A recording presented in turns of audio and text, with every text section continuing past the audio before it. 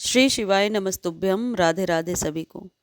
वास्तु के अनुसार कुछ पौधे अपने घर में ज़रूर लगाना चाहिए और इस मंथ में यानी फ़ैब के मंथ में आप किसी भी पौधे को अपने घर में लगा सकते हैं, कटिंग के द्वारा ग्रो कर सकते हैं। इन्हीं में से एक पौधा है जेड का पौधा। जेड प्लांट को लकी ट्री, मनी ट्री या फॉलर प्लांट या फ्रेंडशिप ट्री के नाम से भी जाना जाता है। जेड के पौधे को बहुत आसानी से कटिंग से भी ग्रो किया जा सकता है। आज के वीडियो में आप जानेंगे कि जेड के पौधे को घर में क्यों लगाना चाहिए, किस स्थान पर रखने के क्या फ़ायदे होते हैं और जेड को कहाँ नहीं रखना चाहिए। जेड एक ऐसा पौधा है जो कम देखरेख में कभी ना मरने वाला मजबूत पौधा होता है। ये पौधा कभी भी नहीं मरता है। एक बार आप अपने घर लेकर आते हैं तो ये चलता रहता है अनटिल और अनलेस आप इसमें ओवर वाटर ना करें या बहुत ज़्यादा खाद ना दें।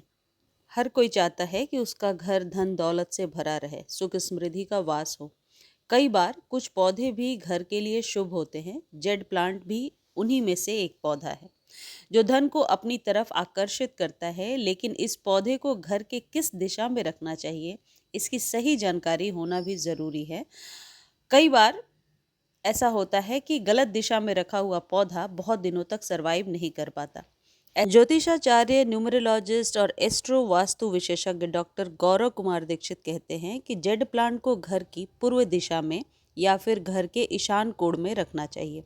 इससे घर में कभी भी आर्थिक तंगी नहीं आती, धन संबंधी बरकत होती है। और यदि साइंटिफिकली देखें तो इस पौधे को धूप की ज़रूरत है। यदि सुबह की धूप मिल जाती है तो ये ज़्यादा फलता फूलता है और इसकी पत्तियां हरी हरी लश ग्रीन निकल कर के आती हैं। पौधा लेगी नहीं होता और अपनी ग्रोथ को बढ़ाता है। देखिए, ये जो मैं आपको करके दिखा रही हूँ, ये ऊपर के दो पत्तों को पकड़ कर जब आप तोड़ते हैं तो इसको पिंचिंग कहते हैं। इससे आपका पौधा घना होगा। तो ऑलरेडी यदि आपके घर में ये पौधा लगा हुआ है और घना नहीं है तो अभी फैब में थोड़ी सी पिंचिंग कर दें। वीडियो के दौरान आपको खाद भी बताऊंगी कि किस खाद को दे देने से ये पौधा आपका घना हो जाएगा। दूसरी चीज़ है, घर में आप इसे किस दिशा में रखते हैं ये जानना बहुत ज़रूरी है। घर में आप सही दिशा में जेड प्लांट का गमला रखते हैं तो शुभ होता है। इस पौधे को घर के प्रवेश द्वार पर रखने से सौभाग्य में बढ़ोतरी होती है। यानी मेन एंट्रेंस पर किसी भी एक 5 से 6 इंच के कंटेनर में लगाकर आप रख सकते हैं। अब एक चीज़ आप ध्यान रखिएगा, यदि ये पौधा पहले से आपके पास लगा हुआ है तो फैब में आप इसे रीपॉट ज़रूर करें और इसे खाद ज़रूर दें। बहुत आसानी से इसकी कटिंग लग जाती है। कोई भी नई पुरानी कटिंग कहीं से ले आइए और किसी भी तरीके के सॉइल में दबा दीजिए। सिर्फ ओवर वाटर से ही ये पौधा मरता है, इस बात का ध्यान रखें। मेन गेट के दाहिनी साइड इस पौधे को लगाना है, इस बात का ध्यान रखिए। अब कहाँ पर इस पौधे को नहीं रखना है आप ये भी जान लीजिए। जेड प्लांट को अपने बाथरूम या बेडरूम में यदि आपने रखा है तो इसका नेगेटिव इम्पैक्ट आपके माइंड पर ज़रूर पड़ेगा।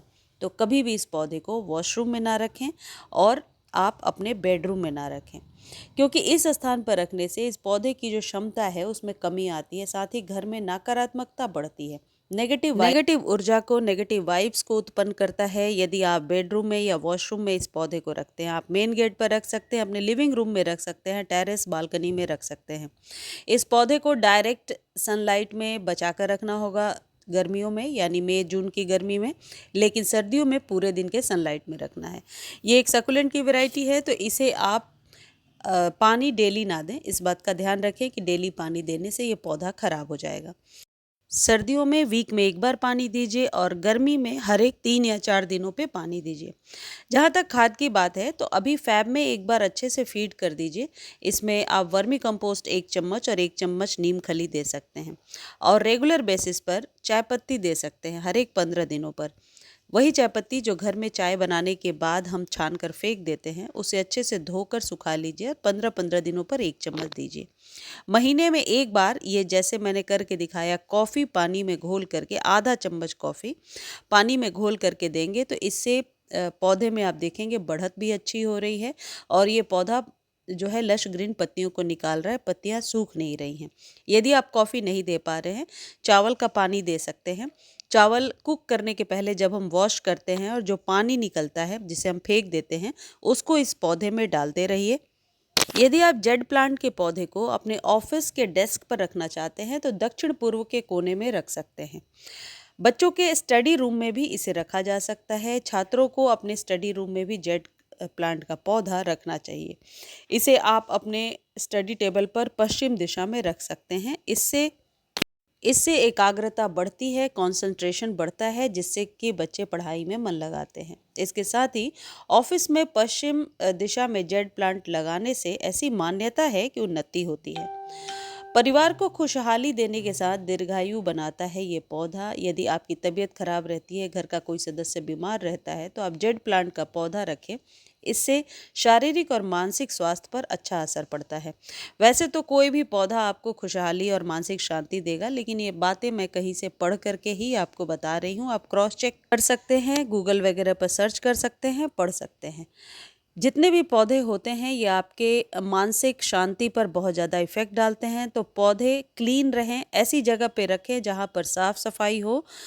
वो कोई भी पौधा हो, साफ़ सफाई का विशेष ध्यान रखना ज़रूरी है। कभी भी जूठा गंदा पानी इन पौधों में ना डालें। खासकर जेड प्लांट के पौधे को यदि आप तुलसी जी के बगल में रख देते हैं तो ये पौधा डबल इफ़ेक्ट, अच्छा इफ़ेक्ट देना शुरू कर देता है। वास्तुशास्त्र के अनुसार जेड प्लांट को धन का प्रतीक माना जाता है, इसलिए इसे कभी भी गंदगी या फिर अंधेरे स्थान पर नहीं रखना चाहिए।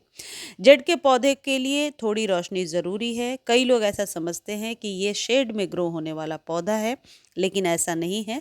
इस पौधे को रोशनी की ज़रूरत है, कम पानी की ज़रूरत है, कम देखभाल की ज़रूरत है। मजबूत पौधा है, बहुत आसानी से मरता नहीं है। जैसे मेरे पास जेड प्लांट का पौधा 2018 से है, जब से गार्डनिंग की मैंने शुरुआत करी है, और आज तक वही है।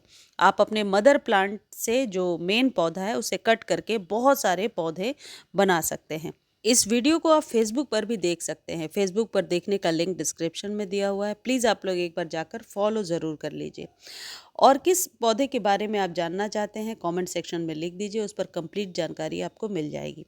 खाद की बहुत ज़्यादा एक्सप्लेन्ड जानकारी, डिटेल्ड जानकारी जानना चाहते हैं तो आप मेरे एवरग्रीन वाले चैनल पर, प्रियाज बालकनी गार्डन वाले चैनल पर जा सकते हैं। सबका लिंक डिस्क्रिप्शन में दिया हुआ है। धन्यवाद।